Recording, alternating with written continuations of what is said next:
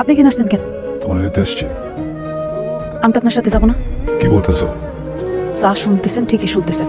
বিয়ে মানে বোঝো? হ্যাঁ, একবার কবুল বলে ফেলাইলে পরে তুমি তো আমার থাকতে পারবে না। আমার আমার আমার বললো আমি সব কিছু ঠিক করবো, কিন্তু এখন না, বুঝছো? এখন তো সময় নেই। চলো আমরা কিন্তু চলে যাই, তারপরে জীবন করে আসে না সব কিছু ঠিক করার জন্য। এখন সব করুন, আসতে পারবো না আমার স্যার। কে কইছে আমি বাঁচব না? আমার বাসা মরার চিন্তা আপনার করতে হইব না। বাস আলোকে বিয়া ঠিক করছে, আমি তারই বিয়া করব। আরেকটা কথা, আমি আপনার ভালোবাসি নাই, নাটক করছি।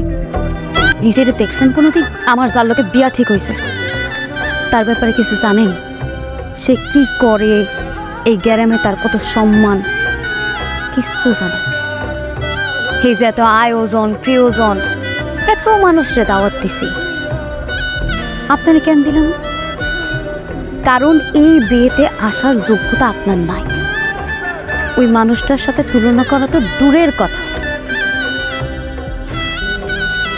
চরান্ত গরু। যোগ্যতা কেমনে থাকবো? যাই হোক, আমি ওনারই বিয়ে করব। সব থেকে ভালো হয় আপনি এখান থেকে চলে যান। যান না কেন?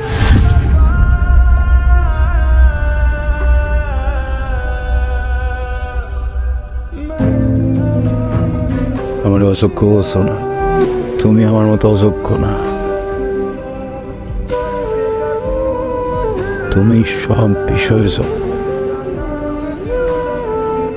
কিন্তু আজকের পর থেকে একটা বিষয় অযোগ্য।